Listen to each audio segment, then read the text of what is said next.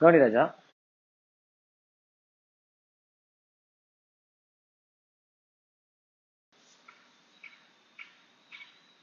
Over heads.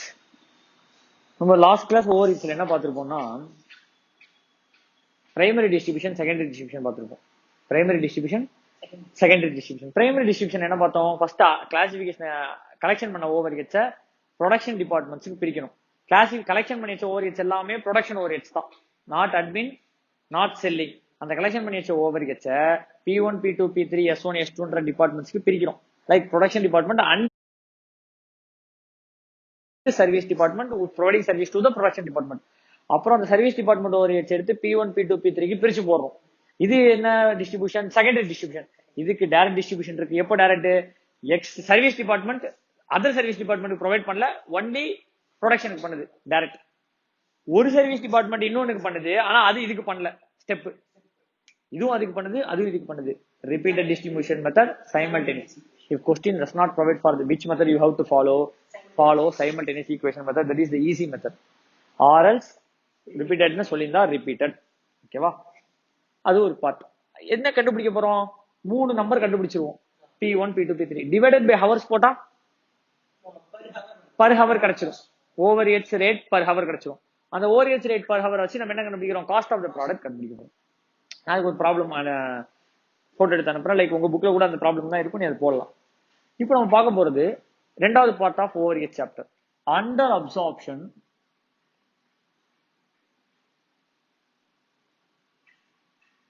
R over absorption of overheads. Under absorption or over absorption of overheads. First we have to understand what is under absorption and over absorption, then we will understand the treatment. Amount is like என்னோட layman example தான். 5 Harpic வாங்குற, Harpic ஒரு பாட்டிலோட விலை 100 ரூபாய், 5 பாட்டில் எவ்வளோ? 500 ரூபாய். 4 பாட்டில் தான் use பண்றேன், 400 ரூபாய் தான் அப்சார்ப்டு, மீதி 100 ரூபாய் அண்டர் அப்சார்ப். இந்த 100 ரூபாய் என்னது? Under absorb. அப்ப இன்கட்டோட அதுல இருந்து ரெக்கவர் பண்ணது கம்மியா இருந்தா அது என்னது? அப்சார்ப்ஷன் கம்மி. நீ 3 மணி நேரம் தியேட்டர்ல போய் படம் பார்க்கறதுக்காக உனக்கும் உன் கேர்ள் ஃபிரெண்டுக்கும் சரியா 2 டிக்கெட் வாங்கியிருக்க. ஒரு டிக்கெட் விலை 150 ரூபாய், 2 டிக்கெட் 300 ரூபாய். 300 ரூபாய்க்கு நீ எத்தனை மணி நேரம் உட்காந்து அங்க படம் பார்க்கலாம்? 3 ஹவர்ஸ் உட்காந்து படம் பார்க்கலாம். சரியா? நீ 1.5 மணி நேரத்திலே ஏஞ்சி வந்தீங்கன்னா you are under absorbing that 300. You are under absorbing that 300. ஓகேவா? இப்போ நீ வந்து என்ன பண்ணிட்ட, 150 ரூபா கொடுத்து 1.5 மணி நேரத்துக்கு ஒரு மூவி டிக்கெட் வாங்கியிருக்க, இங்கிலீஷ் மூவி. கடைசி அந்த English movie due to some ரீசனால ஓட முடியாம உனக்கு அப்படியே அது ஹிந்தி மூவி டிக்கெட் மாத்தி கொடுத்துட்டான். அதுல 3 மணி நேரம் பார்த்துட்டு, அப்போ இது ஓவர் அப்சார்ப்ஷன். நீ யூ ஹவ் பெய்ட் ஃபார் 1.5 மணி நேரம், you have derived the benefit of 3 hours. அப்ப அது என்ன அப்சார்ப்ஷன்? ஓவர் அப்சார்ப்ஷன் சொல்லுவோம். அப்போ இன்கட்டோட அப்சார்ப்டு கம்மினா அண்டர் அப்சார்ப்ஷன், இன்கட்டோட அப்சார்ப்டு கூடனா ஓவர் அப்சார்ப்ஷன். எப்ப தெரியுமா ஓவர் அப்சார்ப்ஷன் வரும்? Only in case of fixed ஓவர் ஹெட்ஸ்ல தான் ஓவர் அப்சார்ப்ஷன் வரும். என்ன ஓவர் ஹெட்ஸ்ல தான் வரும்? ஃபிக்ஸ்டு ஓவர் ஹெட்ஸ்ல தான் ஓவர் அப்சார்ப்ஷன் மெஜாரிட்டி கேஸ்ல வரும். ஃபிக்ஸ்டு எக்ஸ்பென்ஸ்க்கு தான். ரெண்ட் கொடுத்தா நீ 30 நாள் யூஸ் பண்ணலாம், நீ 25 நாள் தான் யூஸ் பண்ணனா அது அண்டர் அப்சார்ப்ஷன். இப்போ நீ ரெண்ட் கொடுத்திருக்க 30 நாளைக்கு, you have planned to use it for 20 days. அது ஏன் நான் பின்னாடி சொல்றேன். You have planned it to use for 20 days. If you are using for 25 days it is over absorption. அது அந்த வாட் இஸ் பிளான்ங்கிறத நான் பின்னாடி வரேன், அது அப்படியே இருக்கும். Under absorption or over absorption நல்லா பாரு. Overheads incurred 1,50,000. நீ எவ்வளவு செலவு பண்ணிருக்க? 1,50,000. overheads absorbed, overhead 1 lakh, remaining 50,000 is என்ன absorption? under absorption of overheads. இந்த 50,000 ரூபாய் குறைஞ்சிருச்சு. இதுக்கு என்ன தெரியுமா? காஸ்ட் லெட்ஜர் ஃபர்ஸ்ட் சாப்டர்ல ஃபேக்டரி ஓவர்ஹெட்ஸ் அக்கௌண்ட் ஞாபகம் வச்சுக்கோ.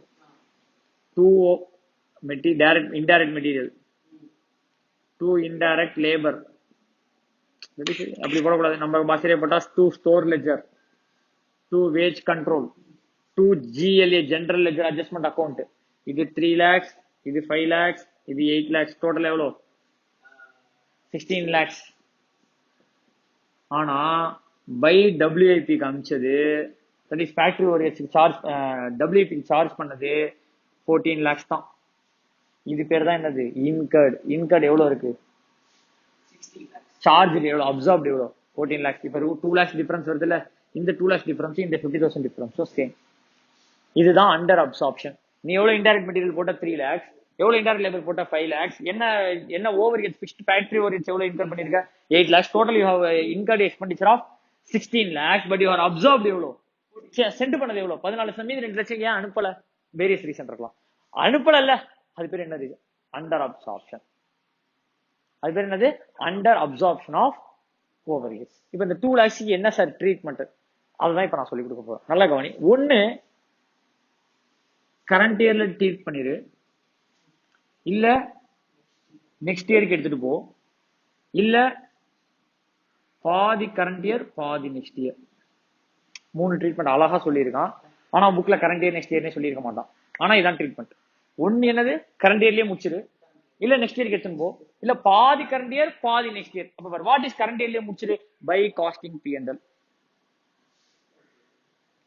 அப்ப காஸ்டிங் P&L என்ன ஆகும், to under absorption of factory overheads 2 lakhs. முடிஞ்சு போச்சு.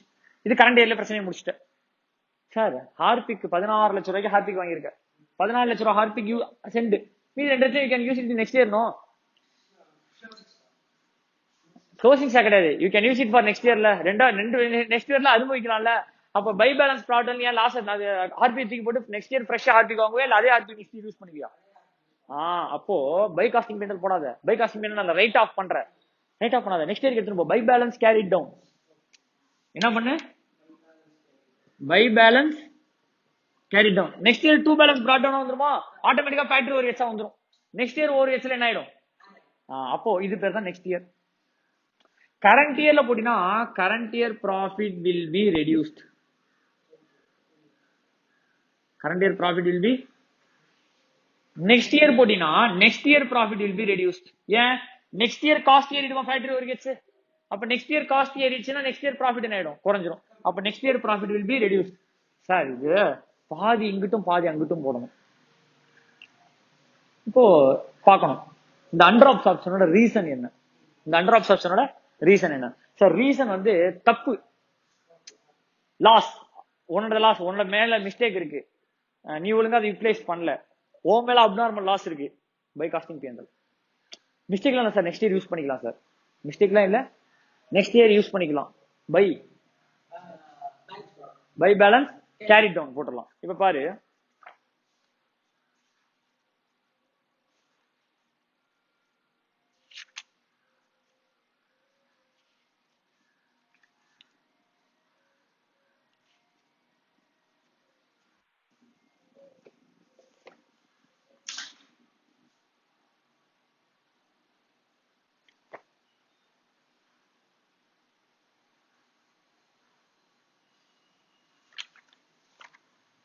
ஒரே நிமிஷம் தான்.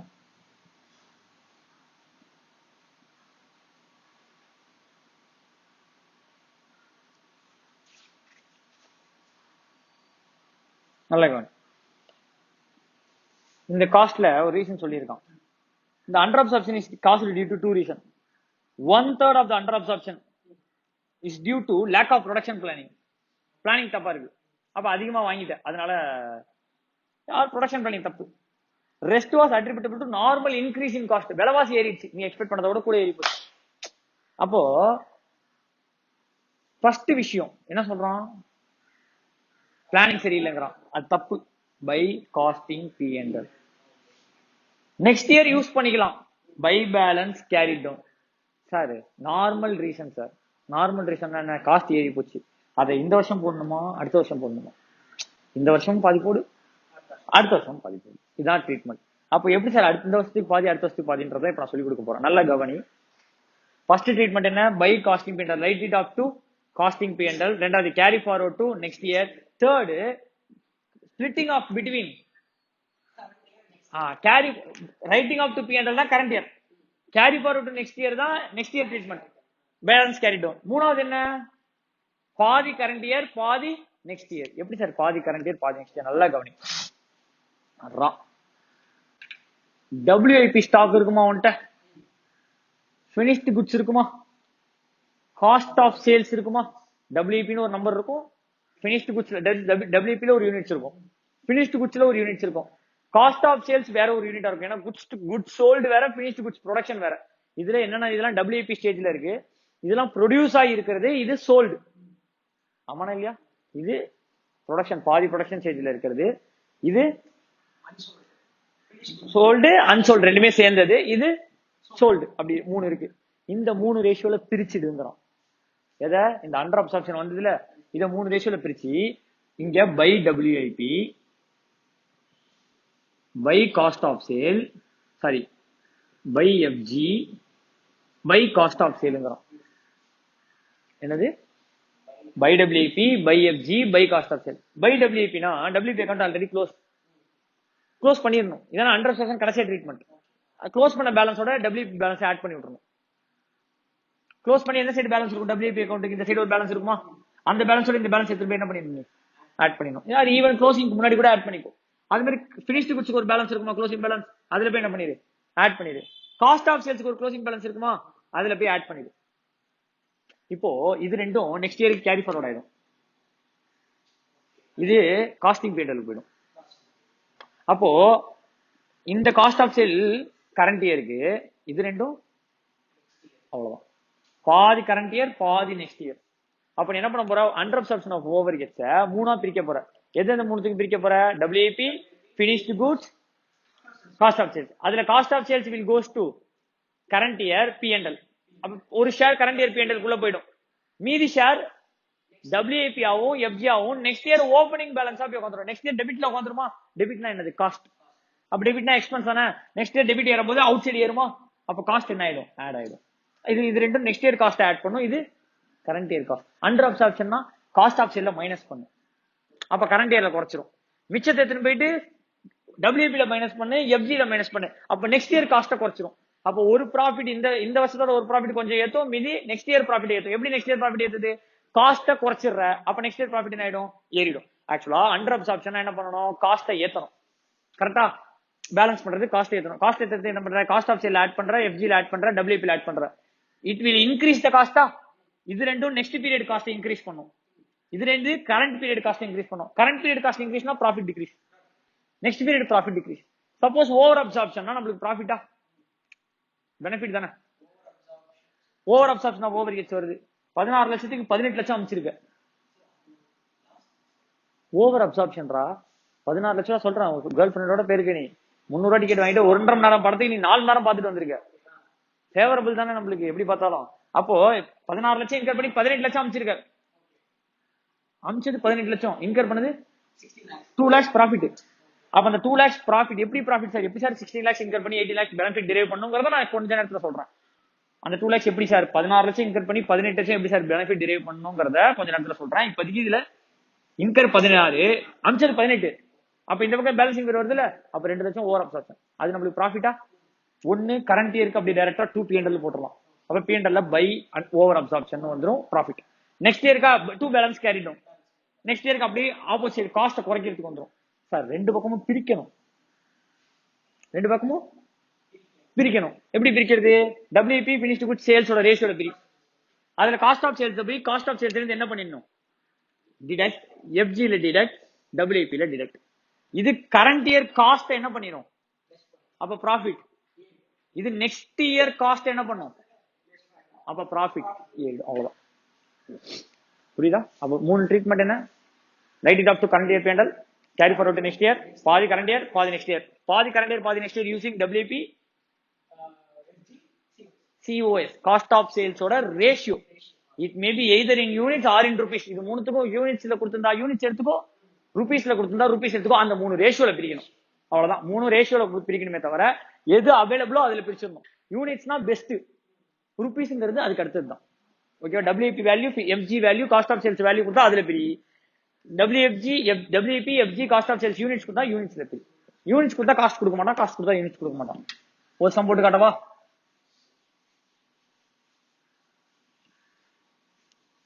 இதான் question.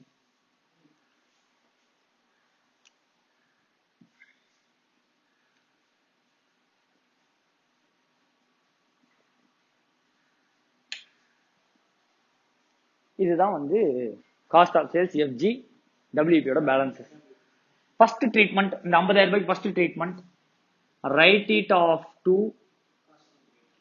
Costing P&L. Second treatment, carry forward to next year, by balance carry down போட்டு எடுத்து போயிடு. மூணாவது ட்ரீட்மெண்ட், பாதி கரண்ட் இயர் பாதி நெக்ஸ்ட் இயர், அதுக்கு பேர் தான் சப்ளிமெண்டரி ரேட். என்னது சப்ளிமெண்டரி ரேட்? எப்படி போடணும்னு சொல்லி தரேன், நல்லா கவனி. கால்குலேட்டர் கொடு. இப்போ தேர்ட் மெத்தட், எவ்வளவு அண்டர் அப்சர்ப்ஷன் ஆஃப் ஓவர்ஹெட்ஸ்? இந்த 50,000 ரூபாய 10:8:7 பிரிக்கணும். 10 அப்போ டிவைடட் பை 18 பிளஸ் 25 கரெக்டா, into 10 into 8 into 7, 50,000 divided by 25, double into போட்டுக்கோ. இன்டூ என்ன இருக்கு, அப்ப 20,000 இங்க, 8 போட்டா 16,000 இங்க,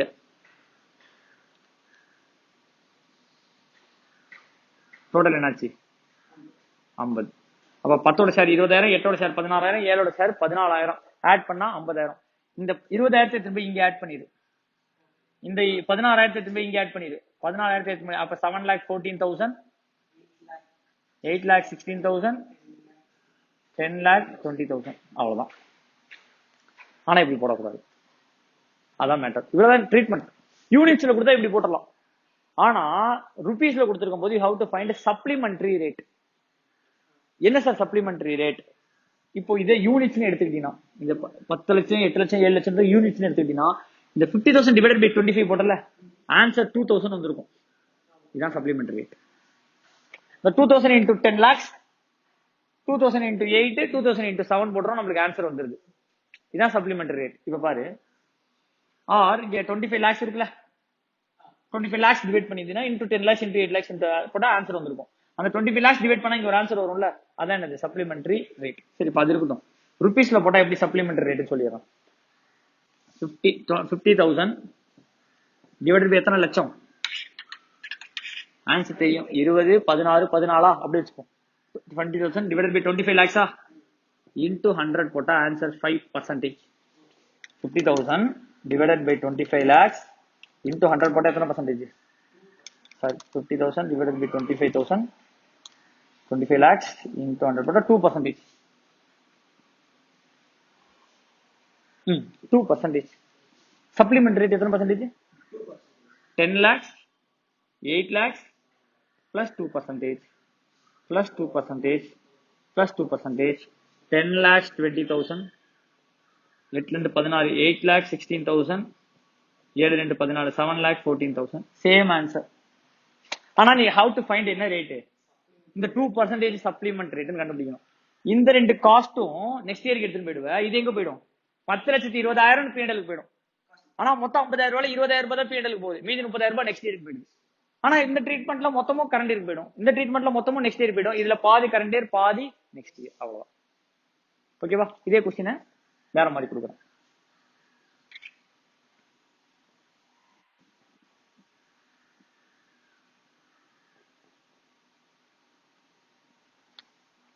$10,000 units, 8,000 units, 7,000 units. என்னத்துல இல்ல? வேல்யூல இல்ல. அப்ப என்ன பண்ணணும்? டோட்டல் எத்தனை யூனிட்ஸ்? 25,000 யூனிட்ஸா? 50,000 rupees for 25,000 units. அப்போ ஒரு யூனிட் எவ்வளவு வருது? 2 rupees. கரெக்டா? இங்க எத்தனை யூனிட் இருக்கு?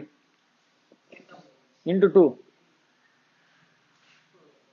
20,000. 8,000 units, 7,000 யூனிட், 20,000, 16,000, அவ்வளவுதான். இது எடுத்துட்டு போய் அப்படியே காஸ்ட் ஆஃப் செல்லையும் எஃப்ஜிலையும் டபிள்யூஏபிலையும் ஆட் பண்ணிடணும்னு மட்டும் எழுதினா போதும். ஏன்னா வேல்யூ கொடுக்கல, வேல்யூ கொடுத்தா நம்ம அதுல போட்டிருப்போம், யூனிட்ஸ்ல போட்டுட்டு இது அப்படியே ஆட் பண்ணணும்னு மட்டும் எழுதினா போதும்.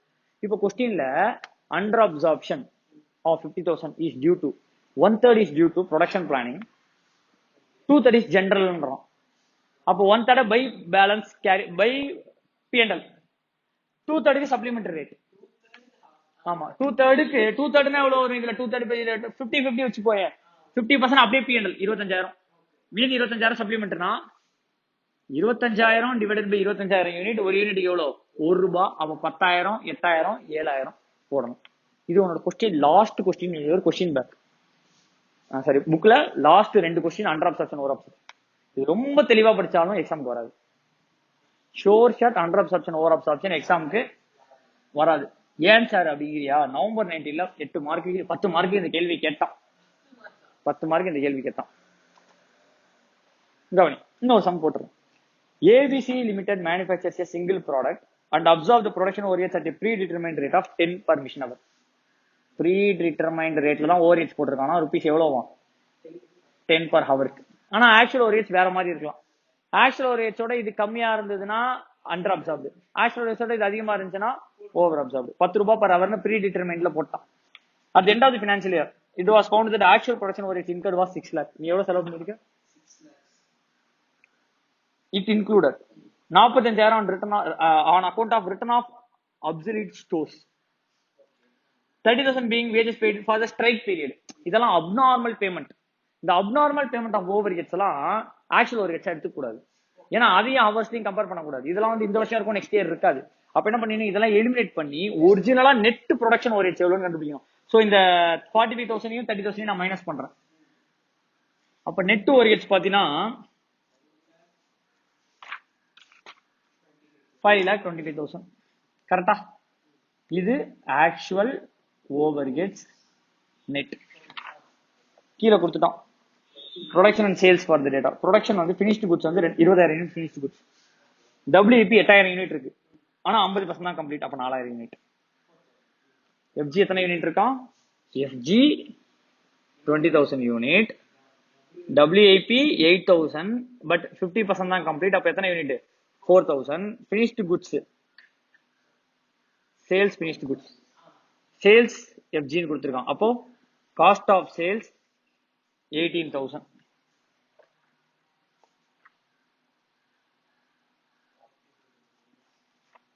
கரெக்டா? இதான் கொடுத்திருக்கான் 20,000. அப்போ actual machine hours worked during the period was 48,000 hours worked. இது ஆக்சுவல் ஹார்ஸ் ஒர்க்டு எவ்வளோ? 48,000 hours worked. It has been found that 1/3 of under absorption is due to production planning. Remaining 2/3 is used to normal increase in cost. அப்படின்னு கொடுத்துட்டான். நல்லா புரிஞ்சுக்கும். அவ்வளவுதான் question. Under absorption எவ்வளோ, over absorption எவ்வளோ கண்டுபிடிக்கணும். First அந்த கொடுத்த வேஜஸ்ல இருந்து அந்த அப்நார்மல் ஐட்டம் மைனஸ் பண்ணி ஆக்சுவல் கண்டுபிடிச்சிட்டேன். இப்போ அப்சார்ப்டு எவ்வளோன்னு கண்டுபிடிக்கணும். என்ன கண்டுபிடிக்கணும்? அப்சார்ப்டு எவ்வளோன்னு கண்டுபிடிக்கணும். நல்லா கவனிச்சுக்கோ.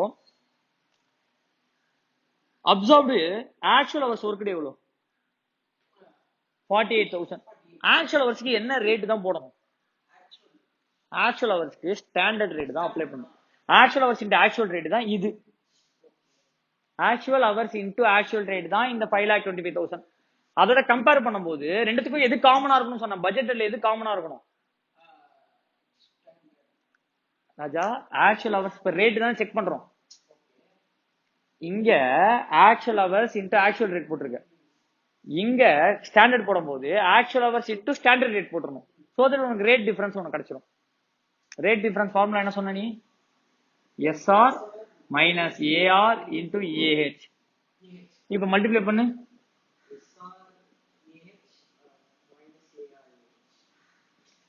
AR AH is nothing but actual overheads incurred.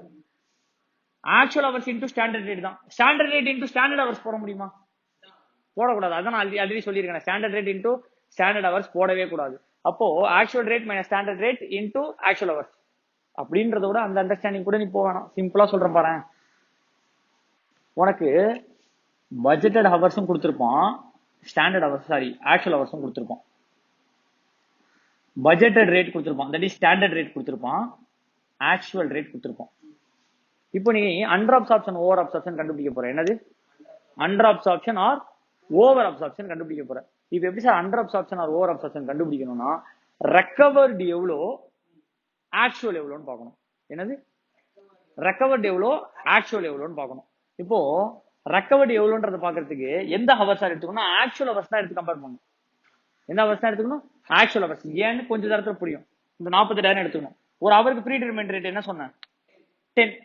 ஆனா ஸ்டாண்டர்ட் அவர் ரேட் தான் எடுத்துக்கணும். அப்ப 48,855 4,80,000 தான் absorbed. Incurred 525, absorbed 480, 20 plus 25 45,000 under. அதுல 1/3 15,000 ரூபாய் ரைட் ஆஃப் டு P&L. மீதி 30,000 ரூபாய் சப்ளிமெண்ட் ரேட் கண்டுபிடி. 30,000 டிவைடட் பை யூனிட்ஸ் போடுவியா? finished goodsல காஸ்ட் ஆஃப் சேல்ஸ் 18,000 போயிடுச்சு. இது ப்ரொடக்ஷன் கொடுத்திருக்கான், இது சேல்னு கொடுத்திருக்கான். ப்ரொடக்ஷன் எத்தனை யூனிட்ஸ் ப்ரொடியூஸ் பண்ணிருக்க? 20,000. அதுல 18,000 யூனிட் சொல்றேன்னா எத்தனை யூனிட்ஸ் பேலன்ஸ்ல இருக்கும்? 2,000 யூனிட் தான் பேலன்ஸ். 20,000 க்ளோசிங் ஸ்டாக்ல இருக்குமா? 2,000 க்ளோசிங் ஸ்டாக்கா? இது 2,000 க்ளோசிங் ஸ்டாக், இது 4,000 க்ளோசிங் ஸ்டாக். ஏன்னா 8,000 4,000, இது அப்படியே 18,000. அப்ப 18 plus 4 22, 22 plus 2 24,000.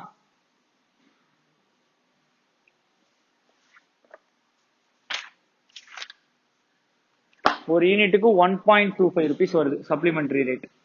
ஒரு யூனிட் எவ்வளவு வருது? 1.25. இங்க எத்தனை யூனிட் இருக்கு? 2,000 யூனிட் இருக்கா? 2,000 into 1.25 2,500. அப்ப 4,000 யூனிட்னா 5,000 ரூபாய். கரெக்டா? அப்ப 18,000 into 1.25 22,500 ரூபாய். 22,500 plus 2,500 25,000, 25,000 plus 5,000 30,000. அப்ப இதை எடுத்துன்னு போயிட்டு டபிள்யூபில ஆட் பண்ணிரு, இதை எடுத்துன்னு போயிட்டு எஃப்ஜில ஆட் பண்ணிரு, இதை எடுத்துன்னு போயிட்டு காஸ்ட் ஆஃப் சேல்ஸ்ல ஆட் பண்ணிரு. பாதி காஸ்ட் அங்கிட்டு போயிடுச்சு, பாதி காஸ்ட் இங்கிட்டு வந்துச்சு. Depends upon the closing stock of WIP FG. இது என்னது? இந்த வருஷத்தோட ஸ்டாக், சேல் ஆகிற ஸ்டாக். இந்த ரேஷியோல பிரிச்சு வரும். இதான் என்னது? Under absorption or over absorption of overheads.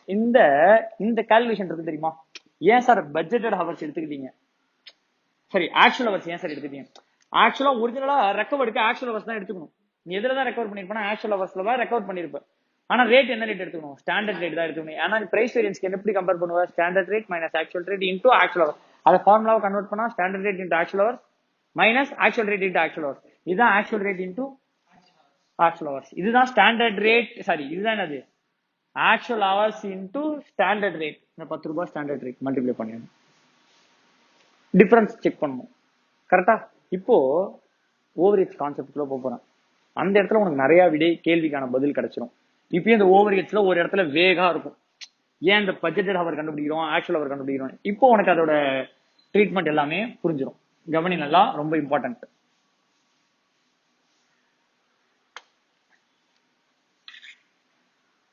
Over head வேரியன்சஸ்